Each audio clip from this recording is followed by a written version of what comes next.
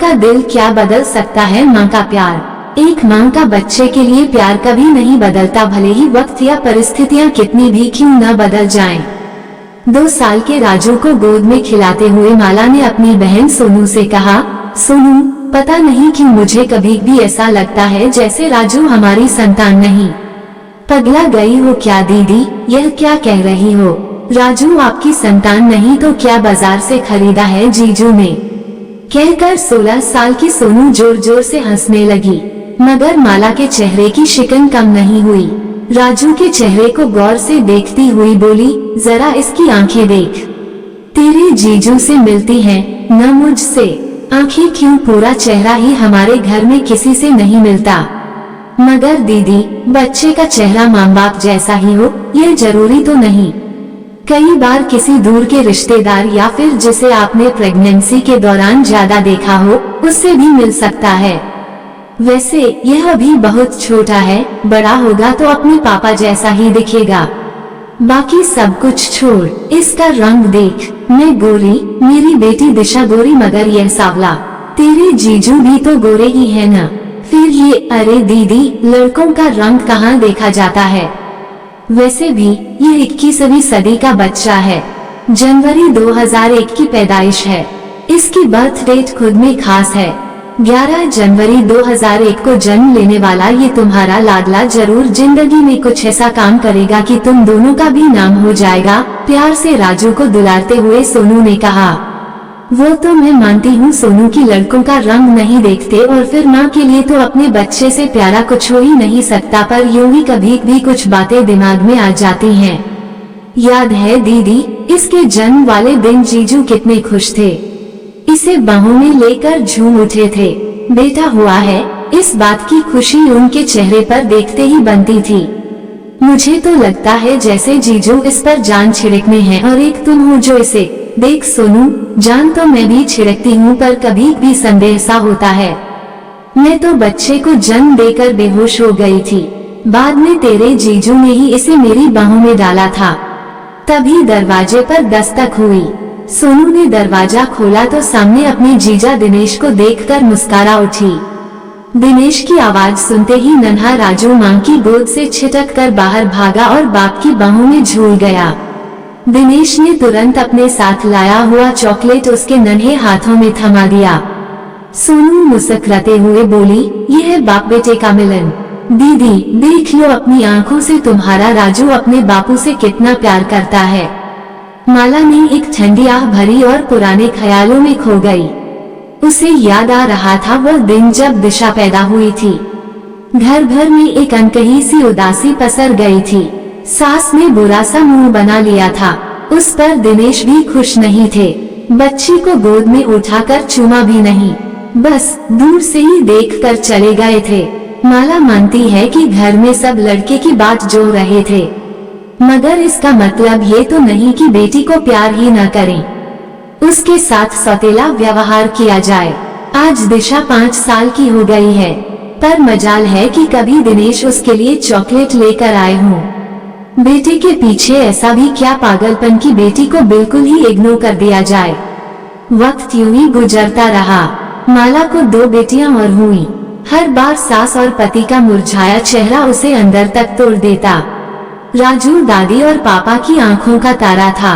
वो अब स्कूल जाने लगा था और जिद्दी भी हो गया था।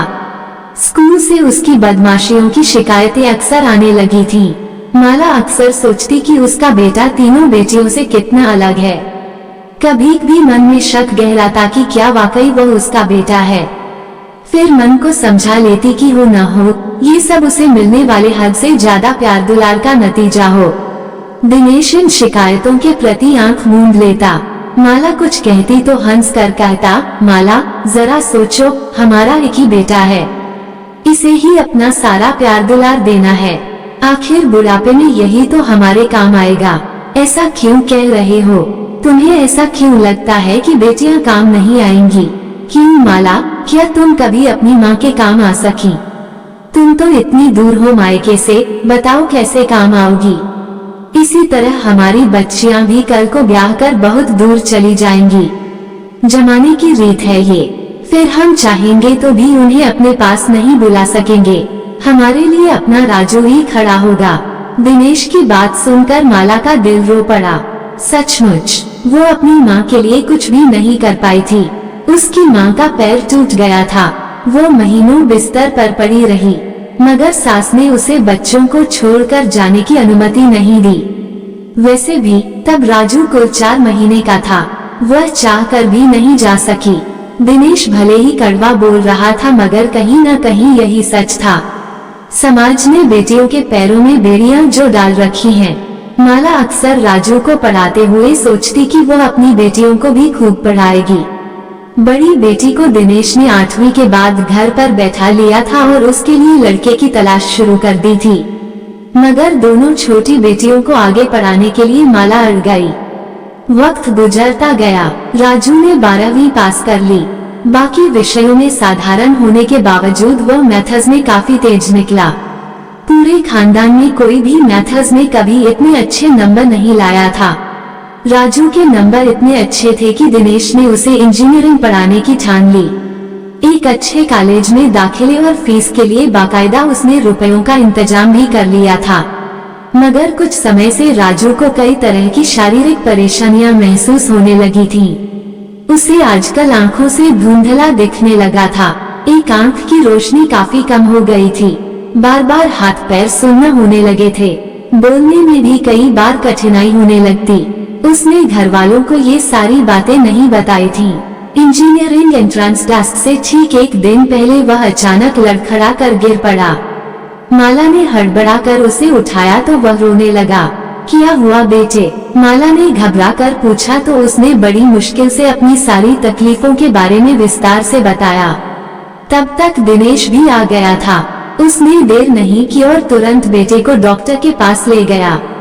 डॉक्टर ने कई तरह के टेस्ट लिख दिए। जांच के बाद पता चला कि उसे मल्टीपल स्क्लेरोसिस की समस्या है।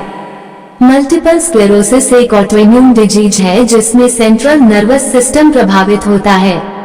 इसमें देखने, बात करने, चलने और ध्यान एकाग्र करने से जुड़ी समस्याएं पैदा होती हैं। इंसान अपना संतुलन खो बैठता है। इससे पीड़ित व्यक्ति कई बार लकवे का शिकार भी हो जाता है। डॉक्टरों के मुताबिक राजू के शरीर का एक हिस्सा आंशिक रूप से लकवाग्रस्त भी हो गया था। ये बीमारी कभी भी पूरी तरह ठीक नहीं हो पाती। राजू की बीमारी काफी गंभीर हालत में पहुंच चुकी थी और लाखों रुपयों का खर्च आना था। राजू पूरी तरह ठीक हो सकेगा या नहीं, इस बारे में भी श्योर नहीं कहा जा सकता था। इस बीच डॉक्टर ने दिनेश और माला का डीएनए टेस्ट कराने की बात की। ये टेस्ट राजू की बीमारी बेहतर ढंग से समझने और सही इलाज के लिए जरूरी था। माला तो तुरंत तैयार हो गई, मगर दिनेश टेस्ट कराने से आनाकानी करने लगा। माला ने लाख कहा, मगर वह तैयार नहीं हो रहा था। बाद में जब डॉक्टर ने इस टेस्ट की आवश्यकता बताते हुए दिनेश को समझाया तो वह हारकर टेस्ट कराने को तैयार हो गया। जब टेस्ट की रिपोर्ट आई तो सब दंग रह गए।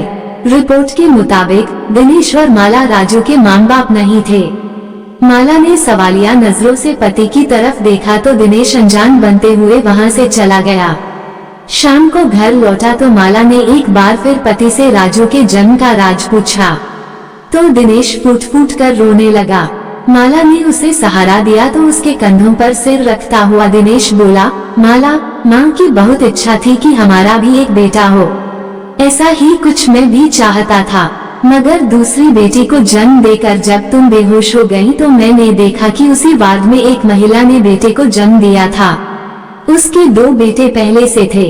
मेरा मन डोल गया। मैंने उस बच्चे के बाप से बात की।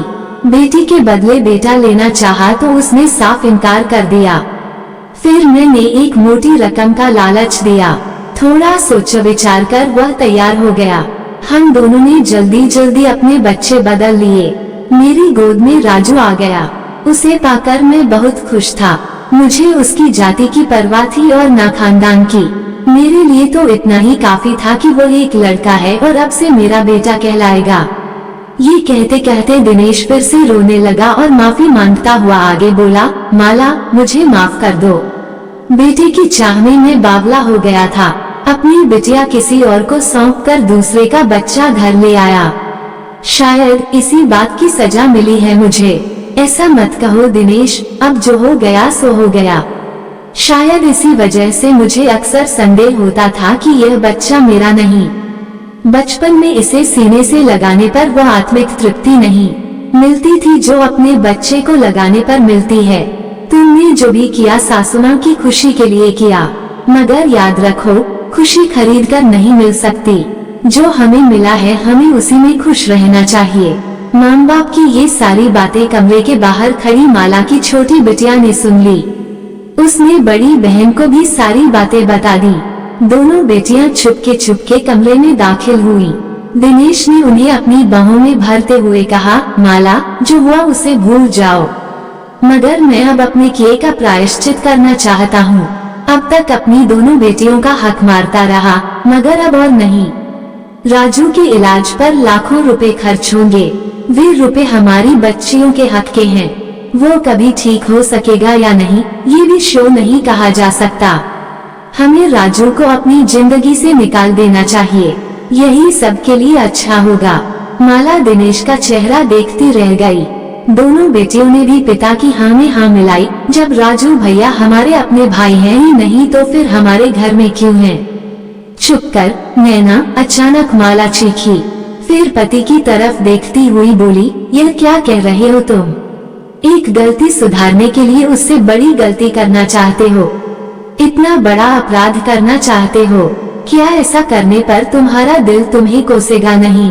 जिस बच्चे को आज तक हम अपना बच्चा मानकर इतने लाड़ा प्यार से पालते आ रहे हैं, आज अचानक वह पराया हो गया। क्या उसकी बीमारी का बहाना बनाकर हम उसे अकेला छोड़ देंगे? बड़ी बेटी ने कंधे उचकाते हुए कहा, देखो ना माँ, आज तक हमारे हिस्से का लाड़ा प्यार और सुख सुविधाएं भी भाई को मिलती रहीं। भाई को आपने अलग कमरा दिया, अच्छे से अच्छे स्कूल में पढ़ाया, ट्यूशन लगवाया, उनकी हर जरूरत बढ़ चढ़ कर पूरी की, मगर सब बेकार गया ना। अब तो वे उम्र भर उठ ही नहीं सकेंगे, फिर इलाज का क्या फायदा? जाने दो भाई को, कहीं छोड़ आओ उन्हें, वे आपका खून भी नहीं। फिर बेकार घर में रखकर इलाज में रुपए लगाने का क्या फायदा? वाह बेटे, अब तो इतने बड़े हो गए कि हर चीज में फायदा देखने लगे। मैं भी फायदा देखती तो बेटियों को पढ़ाती ही नहीं। फायदा क्या है, वे तो ससुराल चली जाएंगी ना। बचपन से जिस भाई की कलाई में राखी बांधती आ रही हो, आज वो पराया हो गया। रिश्ते क्या केवल खून के होते हैं? भाई से तुम लोगों का दिल का कोई रिश्ता नहीं। माँ, ऐसी इमोशनल बातें कहकर हमें उलझाओ मत। सच यही है कि भाई हमारा नहीं है और अब उम्र भर हमें उसकी सेवा करनी पड़ेगी। वो उठ भी नहीं सकेगा। ऐसे में लॉजिक क्या कहता है? यही ना कि इन्हें कहीं छोड़ आओ। बेटी की बातें माला के कानों में जहर जैसी चुभ रही थी। बेटी के गालों पर एक तमाचा जड़ती हुई वह चीखी, खबरदार जो किसी ने मेरे बेटे के खिलाफ एक शब्द भी कहा, वो मेरे पास रहेगा और मेरे दिल का टुकड़ा बनकर रहेगा। पर माला, अब राजू ठीक होगा, इस बात का कोई भरोसा नहीं है। हमारे पास इतने पैसे भी नहीं हैं। उसके इलाज में सारे रुपए खर्च हो जाएंगे तो फिर हमारी बेटियों का क्या होगा? पैसा है या नहीं ये बात महत्वपूर्ण नहीं, हम उसकी सेवा करेंगे, उसका ख्याल रखेंगे। वैसे बहुत सी बीमारियां प्राकृतिक जड़ी बूटियों या घरेलू उपायों से भी ठीक हो जाती हैं। जरूरत पड़ी तो किसी बड़े नहीं लेकिन छोटे अस्पताल में तो इलाज करा ही लेंगे, लेकिन इस तकलीफ के समय उसे अकेला नहीं छोड़ेंगे। यदि राजू सच में हमारा बच्चा होता तो भी क्या तुम उसे ऐसे छोड़ देते? नहीं ना, तो फिर अब क्यों? राजू मेरी बेटियों का हक नहीं मार रहा। उसे अब तक अपना बच्चा मानकर पाला पोसा है, तो आगे भी वह मेरा ही बेटा रहेगा। भूले से भी मुझे मेरे बच्चे से जुदा करने की बात न सोचना। और हाँ, तुम में से कोई भी राजू से इस सच्चाई के बारे में नहीं बताएगा। माला ने अपना फैसला सुना दिया था। दूसरे कमरे में लेटा राजू सब कुछ सुन रहा था। एक तरफ आत्मग्लानि, दूसरी तरफ बीमारी का दर्द और उस पर पिता व बहनों की इस सोच ने उसे अंदर तक तोड़ दिया था। वो खुद को बहुत असहाय महसूस कर रहा था, मगर माँ की बातें उसके जख्मों पर मरहम लगाने का काम कर रही थीं। सारा दर्द उसकी आंखों से पानी बनकर बह निकला था। उसे बचपन से अब तक की अपनी जिंदगी के लम्हे याद आ रहे थे। छोटा सा था वह जब माँ के आंचल में छिपकर शरारतें करता। जैसे जैसे बड़ा हुआ वैसे वैसे जिद्दी होता गया। जो भी जिद करता घर वाले उसे पूरा करते। घर में अपनी मर्जी चलाता, बहनों को डांटता तो कभी प्यार भी करता। आज वे सारे रिश्ते बेगाने हो चले थे। अचानक ही वह तड़प कर चीखा, माँ इधर आओ माँ। माला दौड़ी गई। पीछे पीछे पिता और बहनें भी उसके कमरे में आ गए। राजू माँ का हाथ थामकर रोते हुए टूटे फूटे शब्दों में कहने लगा, माँ आज तक मैंने जितनी भी गलतियाँ की उनके लिए आप सब मुझे माफ कर दो। और माँ मेरी बहनों पर आप नाराज ना होना। मेरी बहनें जो कह रही हैं और पापा ने जो कहा है वह सही है। कहीं छोड़ आओ मुझे, किसी धर्मशाला या आश्रम में पड़ा रहूंगा।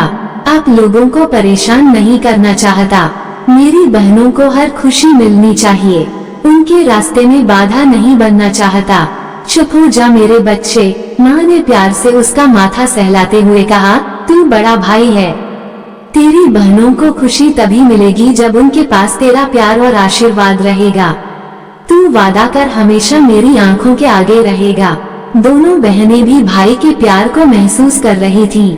दोनों बेटियां माँ के गले लग गईं और बोली, माँ आप बिल्कुल सही हो, हम अपने भाई को कहीं भी जाने नहीं देंगे। दिनेश को भी अपनी गलती का एहसास हो गया था। दिनेश ने माला का हाथ थामते हुए कहा, माला माँ के दिल जैसा कोई दिल नहीं होता। मुझे गर्व है कि तुम मेरी पत्नी हो। मैं गलत था, आज के बाद ऐसी बात मेरे जेहन में नहीं आएगी। हम सब मिलकर हमेशा राजू का साथ देंगे। मुझे माफ कर दे राजू बेटा, मैं बहुत स्वार्थी हो गया था, पर तेरी माँ ने मेरी आंखें खोल दी। बेटियों ने भी हामी में सिर हिलाया तो माला की आंखों में खुशी के आंसू आ गए। आपको ये कहानी कैसी लगी हमें कमेंट कर जरूर बताएं। इसी तरह की अच्छी कहानियाँ आप यहाँ पर पढ़ सकते हैं। यहाँ उपस्थित शिक्षाप्रद कहानियाँ आपका मनोरंजन करने के साथ दिशा भी देंगी। तो बने रहिए हमारे साथ और हमारे प्रयास को सफल बनाएं।